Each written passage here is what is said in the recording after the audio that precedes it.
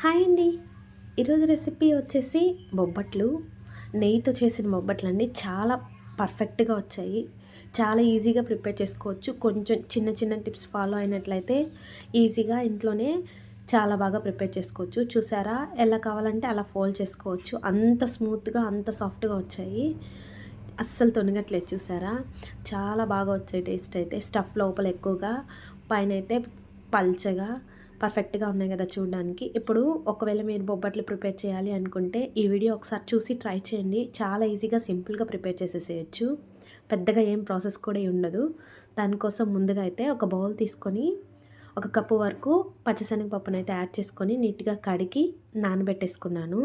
ఒక half an hour నానితే సరిపోతుంది. నానబెట్టేసుకొని, ఇంకొక బౌల్ తీసుకొని, ఏ కప్పుతో అయితే మనం పప్పును తీసుకున్నామో ఆ కప్పుతోనే హాఫ్ కప్పు మైదా తీసుకుంటే సరిపోతుంది. కానీ నాకు కలపడానికి సరిపోదనేసి నేను ఫుల్ కప్ తీసుకునేసాను. మనం పప్పు ఎంత క్వాంటిటీ తీసుకున్నామో అంతకి హాఫ్ క్వాంటిటీ పిండైతే చాలు. ఇందులోకి కొంచెం నెయ్యిని కూడా యాడ్ చేసుకొని, కొంచెం సాల్ట్‌ని కూడా యాడ్ చేసుకొని, బాగా మెత్తగా కలిసేలాగా కలిపేసుకోవాలి. ఈ మైదా అయితే మనం చేతిలోకి తీసుకుంటే అది ముద్దగా వచ్చేంత వరకైతే ఆ నెయ్యిలోనే కలిపేసుకోవాలి. కలిపేసుకున్న తర్వాత ఇప్పుడు కొంచెం కొంచెంగా వాటర్ యాడ్ చేసుకుంటూ పిండినైతే మొత్తంగా కలిపేసుకోవాలి. ఎలా కలపాలి అంటే పిండి చాలా వరకు లూజ్‌గానే ఉండాలి. టైట్‌గా అస్సలు ఉండకూడదు. చపాతీలాగా అస్సలు చేసుకోకూడదు. ఇప్పుడు నేను చూపిస్తున్నాను కదా! అట్లా కొంచెం లూజ్‌గా తెలిసేలాగా పిండినైతే బాగా కలిపేసుకోవాలి. ఇలా కలుపుకున్నప్పుడే మనకి చాలా సాఫ్ట్‌గా వస్తాయి. ఇలా లూజ్‌గా ఉన్న పిండినైతే మనం ఆయిల్‌లో పెట్టేసేయాలి ఒక హాఫ్ అన్ అవర్ అయినా. సో, అందుకని నేను చిన్న బౌల్ తీసుకున్నాను. కలపడం కోసం పెద్ద బౌల్ తీసుకున్నాను. సో, పిండి పెట్టడం కోసం ఒక చిన్న బౌల్ తీసుకొని అందులోకి యాడ్ చేసేసి ఆ పిండినైతే కొంచెం ఆయిల్ కూడా యాడ్ చేసి ఆయిల్ మునిగేలాగా యాడ్ చేసుకొని లిడ్ క్లోజ్ చేసి పక్కన పెట్టేసేయాలి. ఇప్పుడు పప్పును కూడా ఆల్రెడీ నేను కుక్కర్‌లో పెట్టేసాను.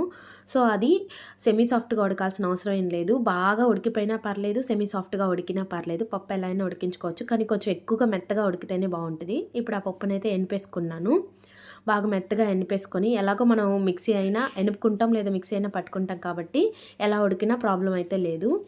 ఇప్పుడు ఒక కప్పు పప్పుని తీసుకున్నాం కాబట్టి, పప్పు ఎంత క్వాంటిటీ తీసుకుంటామో అంత క్వాంటిటీలోనే బెల్లం కూడా తీసుకోవాలి. ఒక కప్పుకి ఒక కప్పు బెల్లం తీసుకొని స్టవ్ వెలిగించి ప్యాన్ పెట్టేసి, ఆ ప్యాన్‌లోకైతే ఈ బెల్లాన్ని యాడ్ చేసేసుకోవాలి. యాడ్ చేసేసుకొని మనం ఎనిపి పెట్టుకున్న పప్పును కూడా ఈ బెల్లంలోకి యాడ్ చేసేసి, అది కొంచెం గట్టిగా వచ్చేంత వరకైతే మంచిగా కుక్ చేసుకోవాలి. ఇప్పుడు నేను చూపిస్తున్నాను కదా! ఇలా కొంచెం ప్యాన్ నుంచి సెపరేట్ అయ్యేటప్పుడు 1 లేదా 2 టేబుల్ స్పూన్ నెయ్యిని యాడ్ చేసుకోవాలి. ఇలా నెయ్యిని యాడ్ చేసుకోవడం వల్ల మనకి ఫ్లేవర్ మంచిగా తెలుస్తది. ఈ టైంలోనే ఇలాచీ పౌడర్ కూడా యాడ్ చేసుకోవచ్చు. నేనైతే యాడ్ చేయలేదు. కొంతమందికి నచ్చుతుంది, కొంతమందికి నచ్చదు. మా ఇంట్లో ఇలాచీ పౌడర్ యాడ్ చేస్తే అసలు నచ్చదు. సో, అందుకని నేను ఓన్లీ నెయ్యిని మాత్రమే యాడ్ చేసి ఇలాగే ప్యాన్‌కి అలా స్ప్రెడ్ చేసేసి ఒక 10 మినిట్స్ అలాగా వదిలేసేయండి. అది బాగా డ్రై అవ్వాలి కొంచెం. ఇప్పుడు నేను చూపిస్తున్నాను కదా! ఎలాగ డ్రై అవ్వాలి. ఇప్పుడు కొంచెం నెయ్యిని చేతికి అప్లై చేసుకొని ఈ పిండినైతే లడ్డూల్లాగా చుట్టేసుకోవాలి. పూర్ణం మొత్తాన్ని ఇప్పుడు నేను చూపిస్తున్నట్టుగా చుట్టేసుకోవాలి. అస్సలు చేతికే అంటుకోదండి. చాలా పర్ఫెక్ట్‌గా వచ్చేస్తాయి ఈ లడ్డూలైతే. పిండి ఇలా అయినా తినేయొచ్చు. చాలా టేస్టీగా ఉంటది. బెల్లము, పచ్చిశనగపప్పు అలాగే నెయ్యిని కూడా యాడ్ చేశాం కాబట్టి ఇలాగే వచ్చిన బాల్స్‌నన్నీ తీసేసుకొని ఒక ప్లేట్‌లోకైతే పక్కకు తీసేసుకోవాలి. చూసారా అస్సలు అంటుకోదు చేతికి కూడా. బాగా డ్రై అయిపోయింది కదా! ఇప్పుడు మనం కలిపి పెట్టుకున్న పిండి ఉంది కదా! ఆ పిండిని తీసుకోవాలి. ఈ పిండినైతే హాఫ్ అన్ అవర్ అయినా పక్కన పెట్టేసేయాలండి.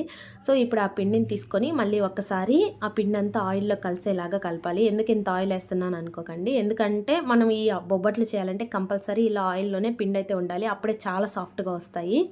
ఇలా కలిపేసుకోవాలి పిండినంతా కలిపేసుకొని ఇప్పుడు మీకు ఏది అరిటాకు అవైలబుల్‌గా ఉంటే అరిటాకునే తీసుకోండి. నా దగ్గర అరిటాకు లేదు కాబట్టి ఒక కవర్ తీసుకున్నాను. కవర్‌ని తీసుకొని ఇలా సర్కిల్ షేప్‌లో కట్ చేసేసుకోవాలి.